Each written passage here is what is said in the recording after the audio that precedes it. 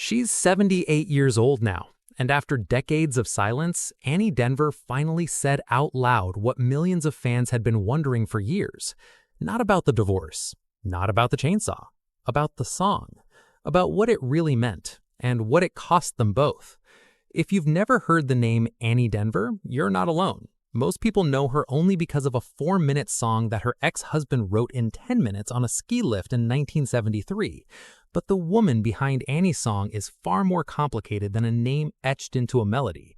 She was the first great love of one of the most beloved American singers of the 20th century. She watched him become a star, and then she watched him unravel. John Denver sold over 33 million albums. He was the best-selling musical artist in the entire United States in 1974. But behind that wholesome image was a man battling depression, addiction, 2 failed marriages, and a fatal obsession with flying. And when his small aircraft hit the cold waters of Monterey Bay on October 12, 1997, it didn't just end a life. It ended a chapter of American music that no one has ever quite replaced. Annie Denver's confirmation of those long circling rumors came earlier this year. She's 78, still living in Colorado, still listening to that song. And yes, she still cries every single time she hears it. She was born Annie Martell on September 6, 1946 in Minnesota. Quiet upbringing, Christian household, 3 siblings. She enrolled at Gustavus Adolphus College in St. Peter with no particular plan, and certainly no plan that involved becoming the subject of one of the most played love songs in American history. The year was 1966. Annie was a sophomore. John Denver came to perform at her college with the Chad Mitchell Trio, and she had a small role in the event. She was the girl who carried the signs across the stage. Act 1, Act 2, that was it. But Denver noticed her anyway. He remembered exactly what she was wearing: blue jeans, a flannel shirt, penny loafers. Annie revealed this detail during a 2022 podcast appearance, and the specificity of it says everything. They exchanged words, parted ways, and then a few months later crossed paths again. This time, the conversation didn't stop. What followed was one of the fastest courtships in folk music history. 9 months of dating, then an engagement, then a wedding on June 9, 1967. She was 20, he was 23, and neither of them had any idea what was coming. Before we get into what fame did to their marriage, it's worth understanding what it took for Denver to even get there.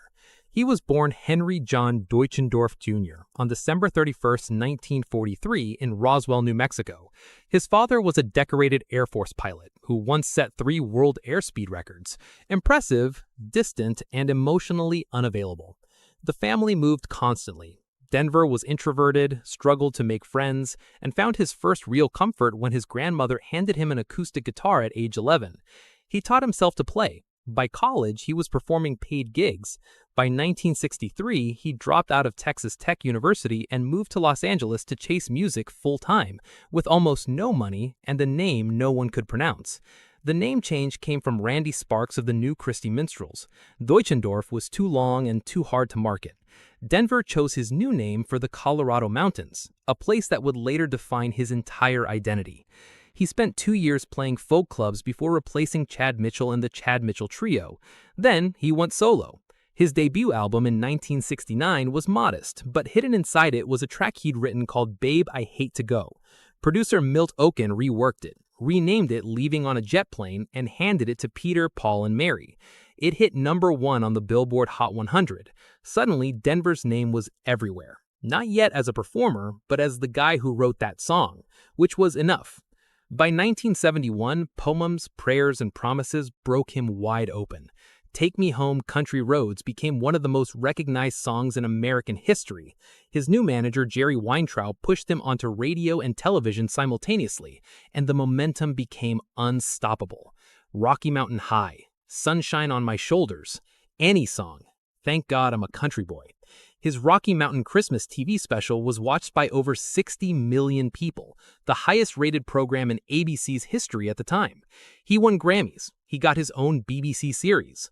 For a few years in the mid-70s, John Denver was the most popular musician in America, and Annie Denver was home in Aspen, watching it all from a distance.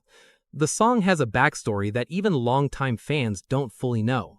It was the winter of 1973. The couple had been living in Aspen for a couple of years. Denver had fallen in love with the mountains during a camping trip, and the place had inspired Rocky Mountain High. They'd built a home. They'd adopted 2 children together, a son named Zachary John and a daughter named Anna Kate. On paper, everything looked like the life described in his music. But they'd had an argument, a real one, the kind that leaves a heavy silence in a house. Denver went skiing the next morning to clear his head. Sitting on the Ajax chairlift on Aspen Mountain, something broke open in him. A melody, a feeling he couldn't say to her face. He came home and wrote Annie's song in about 10 minutes. Flat. The whole thing. Initially, it was a love song, Annie said, and it was given to me through him. And yet, for him, it became a bit like a prayer. That gap between the song and the man would only widen over the next decade. The tours were relentless. The more famous he became, the less he belonged to anyone in particular. When he came home from months on the road, he brought with him a version of himself that had been reshaped by crowds and applause. Denver admitted as much during a 1983 TV interview. He said plainly that his success and his commitment to work had deeply affected his marriage, that over the last several years they had started drifting, that the time apart and the inflexibility when he returned had eroded something that couldn't be rebuilt. Annie's version wasn't contradictory, just told from a different wound.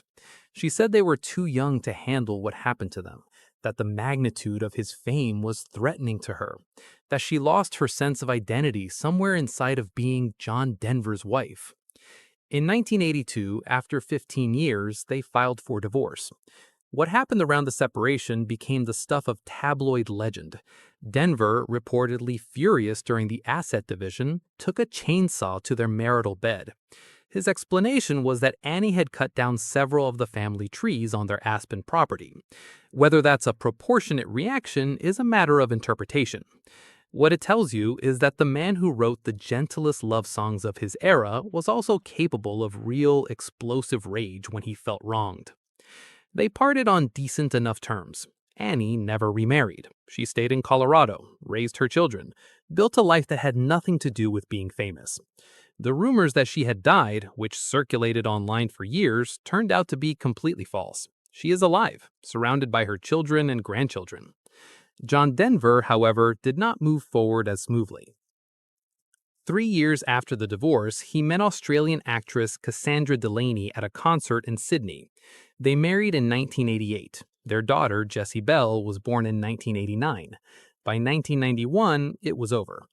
Delaney publicly called her ex-husband a vindictive bully on the way out. No meaningful rebuttal came from Denver's side. In 1992, his first drunk driving charge. In 1993, he pleaded guilty to a second after crashing his Porsche into a tree. The FAA ordered him to stay off alcohol if he wanted to keep his pilot's license. He didn't comply.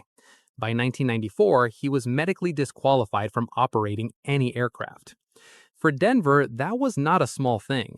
Flying was practically a religion. His father had been a decorated Air Force pilot who set world records.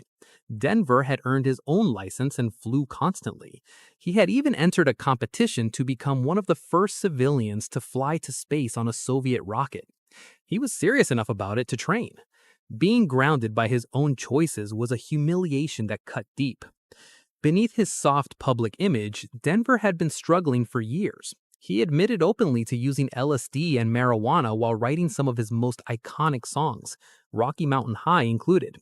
He battled depression. He was insecure in ways his persona never showed. He could be genuinely warm and kind, and he could be cold and destructive. He was a complicated man who had been flattened into a folk saint by an industry that preferred simple stories. On October 12, 1997, Denver took off from Monterey Peninsula Airport in a Rutan Long EZ, a small home-built aircraft he'd recently purchased and had fewer than 50 hours of flight time in. The previous owner had made modifications Denver hadn't been fully briefed on. There were known issues with the fuel system. The plane crashed into Monterey Bay near Pacific Grove at 5:28 in the afternoon. Denver was the only person on board. He was 53.